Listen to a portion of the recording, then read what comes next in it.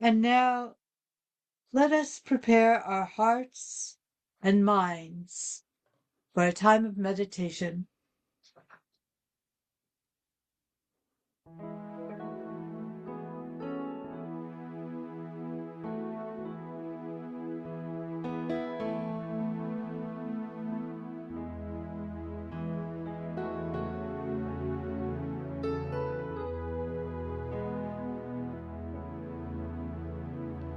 There is only one of us. In your eyes, it's me I see. There is only one of us. You are my reflection.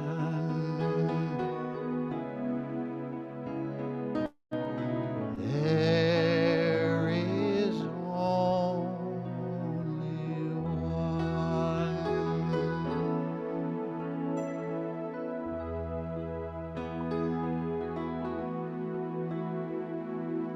There is only one of us. In your eyes, it's me I see. There is only one of us. You are my reflection.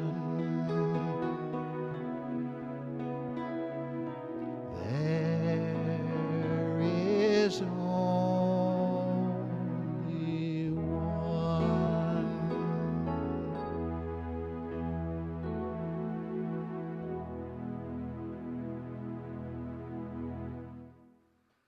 And if you haven't done so already, I invite you to feel comfortable in your seat, feel yourself supported, and close your outer eyes if that's what you would like to do, or soften your gaze. And bring your attention to the breath. There's no need to change the pace of it. It's just simply noticing that breath, that life source that flows in and out with ease. Feeling your body once again supported by your seat. And know that there is nothing to solve in this time, nothing to do but to simply be in this moment, in peace.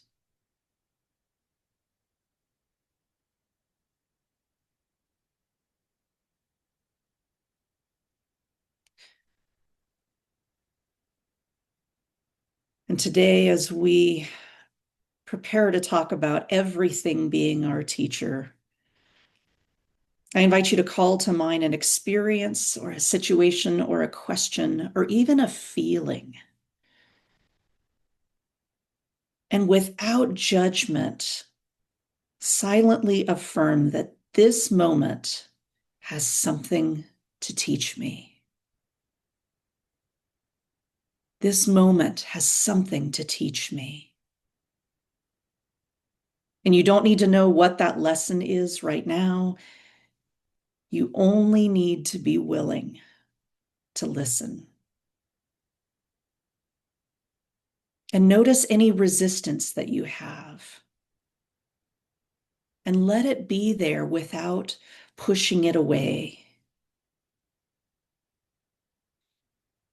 Notice any curiosity that you may be experiencing. And allow that curiosity to gently open. And again, silently repeat, I am open to learning. And I trust the wisdom that is unfolding in me. And now we sink a little bit deeper into that sweet, spacious space that we call the silence, where we hear from God, where we hear from Spirit, where we hear what is truth and what is ours to know for today. So we release our thoughts and we listen with to that still small voice right now in the silence.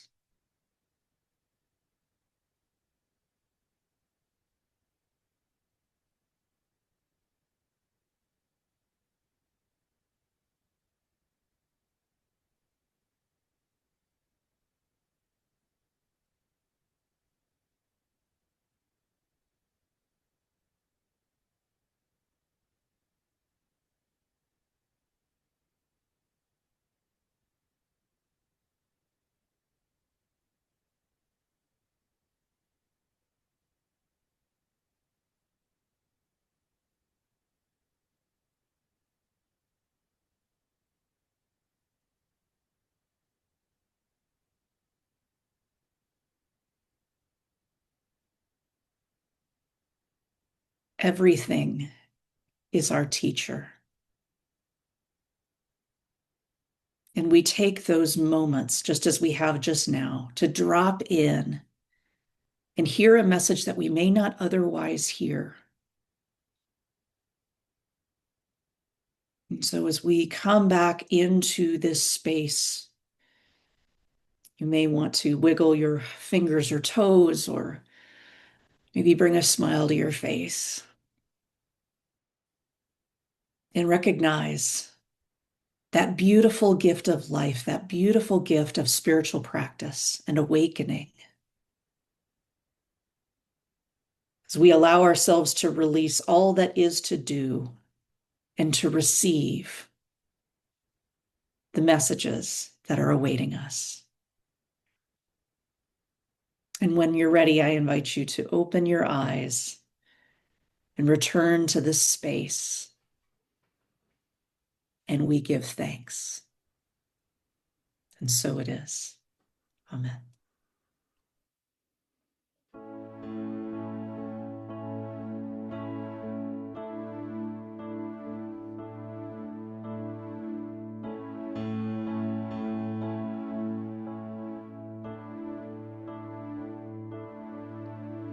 You can spend your whole life building something from nothing. One storm can come and blow it all away.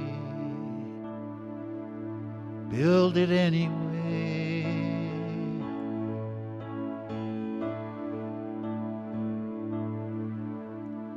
You can chase a dream that seems so out of reach, and you know it might not ever come your way.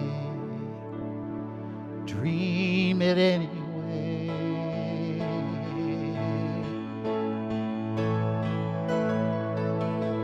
God is great, but sometimes life ain't good. And when I pray, it doesn't always turn out like I think it should. But I do it anyway.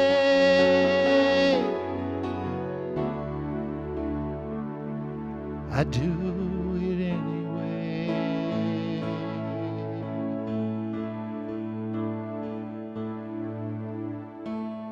This world's gone crazy, and it's hard to believe that tomorrow will be better than today.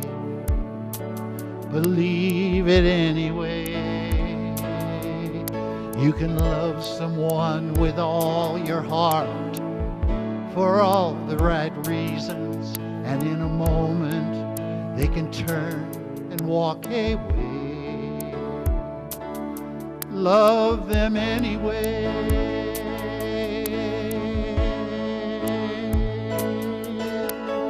God is great, but sometimes life ain't good. And when I pray, it doesn't always turn out like I think it should. But I do it anyway. Yeah, I do it anyway.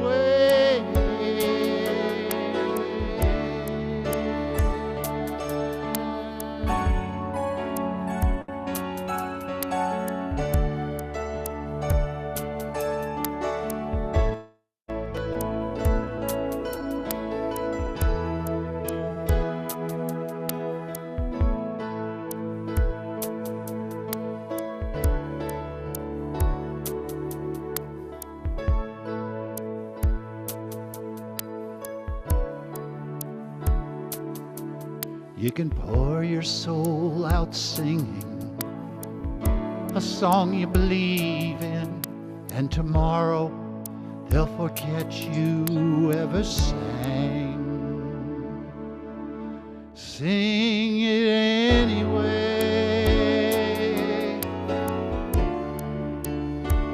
Yeah, sing it anyway.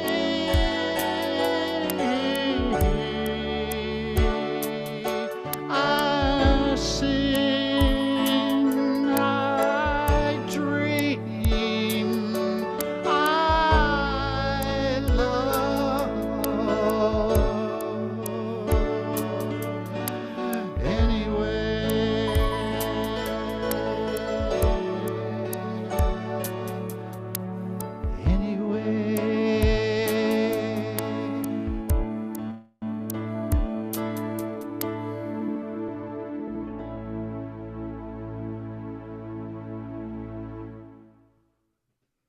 Beautiful, David Trolley. Thank you so very much for your gift that you offer us.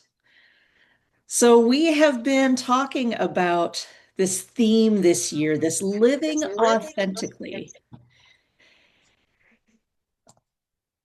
And today's practice is called Everything is My Teacher.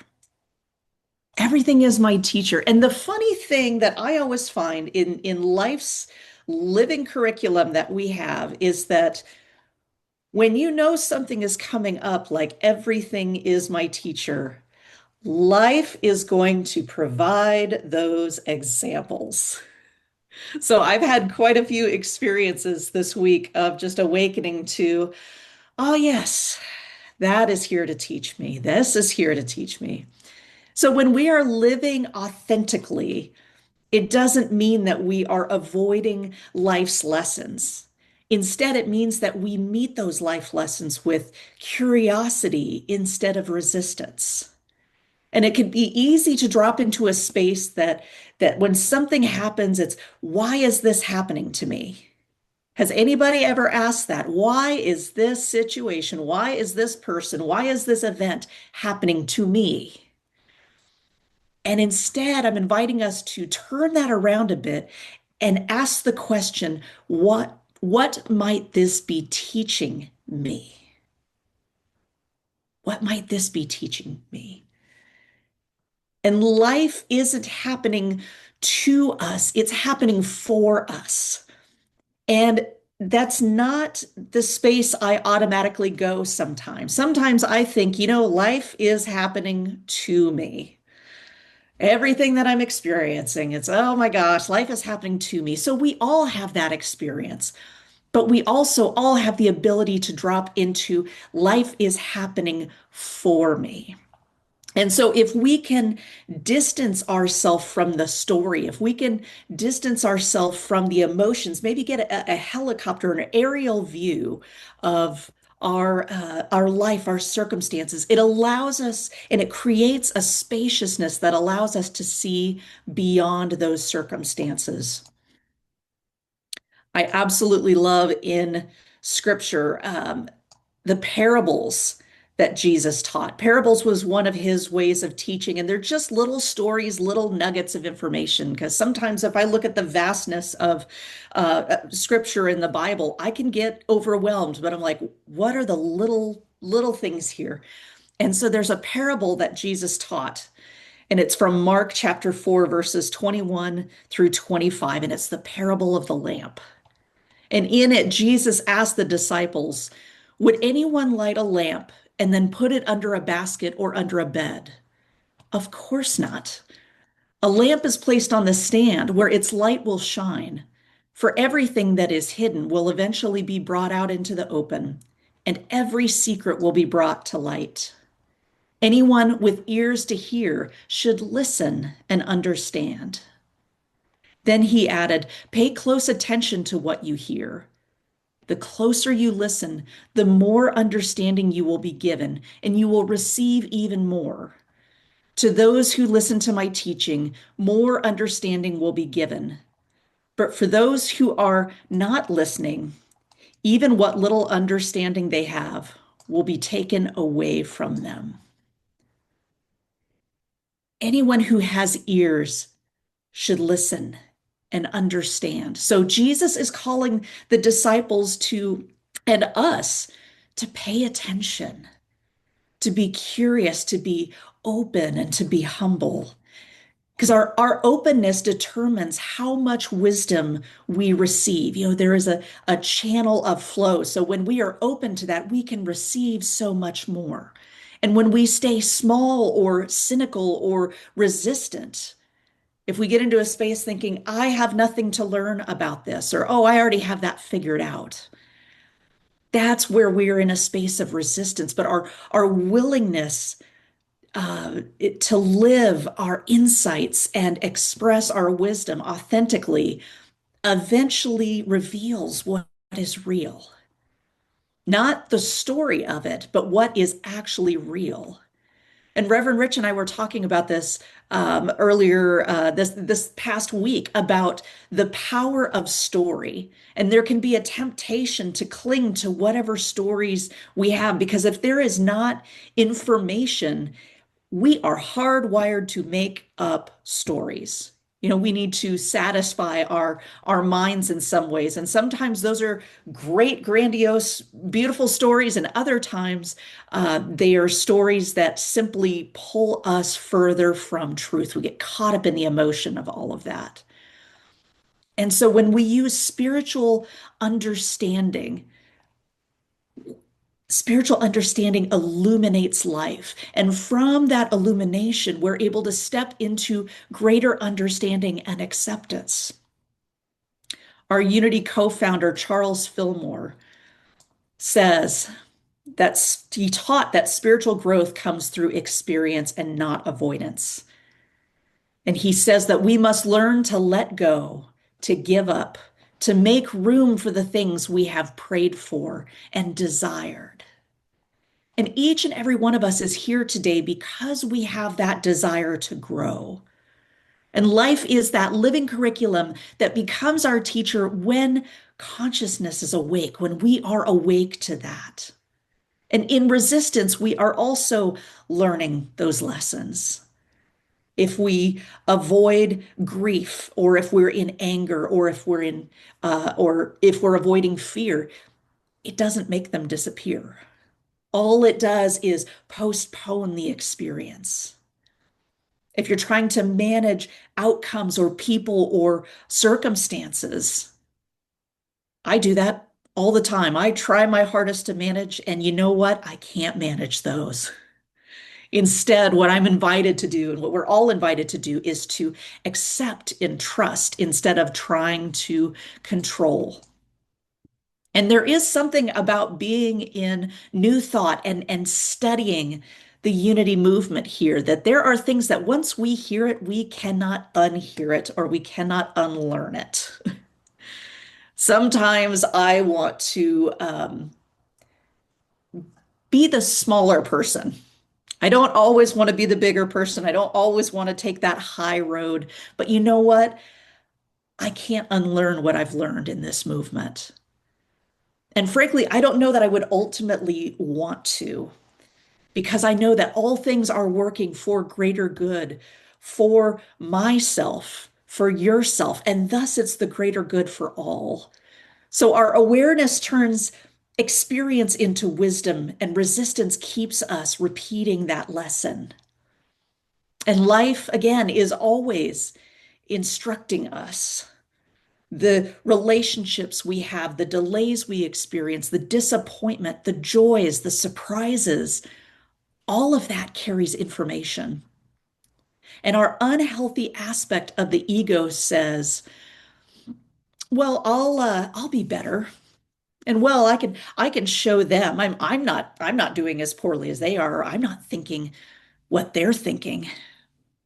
And so when people show up and they teach us something, wisdom simply says, thank you. Noted.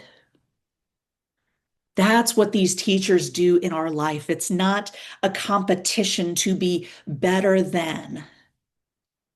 It is simply thank you for what you are teaching me. And life's lessons aren't punishments. Sometimes I feel that way.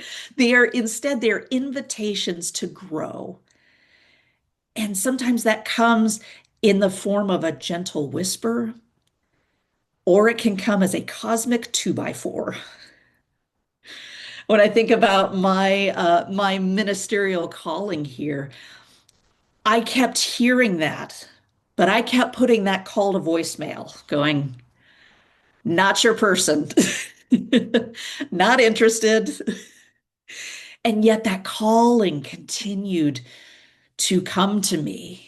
And I remember when I started taking ministerial classes then, some or SEE classes, spiritual education and enrichment, some people said, you may want to take those for credit. And I said, what for? And they said, well, in case you want to become a minister or a licensed teacher. And I said, why on earth would I ever want to do that? And here we are. And here I am. There's a funny clip from The Big Bang Theory, and in this, Sheldon, kind of the main character of this, is reading this story of someone else's writing, and he's flipping through the pages and he's trying to read and understand, and he's going, he's reading and he's like, well, okay, why? And he's flipping the page. He's like, I don't know why. And he flips the page and goes, oh, that's why. Life doesn't always reveal on that first page why something is happening. It may be later on, further on in the reading, further on in the journey, further on in that relationship. And so we have the opportunity that if we stay patient and stay willing, awareness will turn that experience into learning. And without that awareness, we can repeat those patterns. But with awareness, even difficult situations become formative, they become information. And so learning, I have to say this, learning from an experience doesn't mean we like it. Anybody have experiences that are going on that's like, I don't like this one bit, but it's still in our life. It's still kind of in our hemisphere here. And so what this is about is that it's about staying open instead of hardened to those life experiences. Robert Brummett, who wrote our Living Originally book, this book that we're doing this series on, had this to say. He says, when we stop resisting life, life becomes cooperative. When we stop resisting life, life becomes cooperative. And I have a little acronym that often comes up for me. I don't know if you've heard of it. It's called AFGO, AFGO. Another fabulous growth opportunity. Another fabulous growth opportunity. You can insert the adjective of your choice. Mine changes at times depending on the circumstances. But we can look at these growth opportunities in our life and drop into them and learn from them. Again, Jesus had said to pay attention to what you hear. The closer that you listen, the more understanding will be given and will receive more. So, for just a moment here, I just invite us to a quiet reflection. And if you want to briefly close your eyes, you're welcome to. But the question this morning is, what experience in your life is trying to teach you something right now? What is it you're being invited to learn, soften, or release?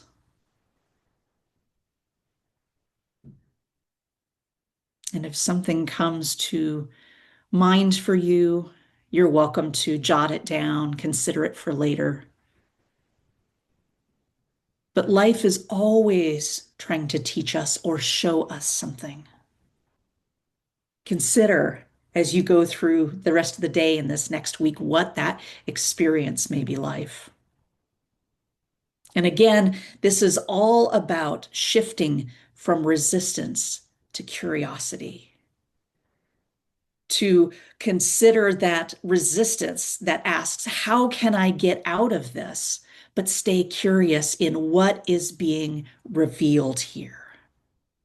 Because when we are willing to shift, we reduce suffering and we build up resistance and we deepen compassion for ourselves and for others. So authentic listening, authentic living here doesn't mean liking every lesson. It means trusting that there is nothing that is wasted. A woman decided to plant a garden, a small garden in her backyard for the first time. And she had read books on cultivating the soil and watering, but she still wasn't sure if she was doing this right. And so every morning she goes outside with her cup of coffee and she simply watched. She would be still and notice that the sun would rise and how it reached certain corners of her garden first. And she noticed how some plants were leaning toward the light.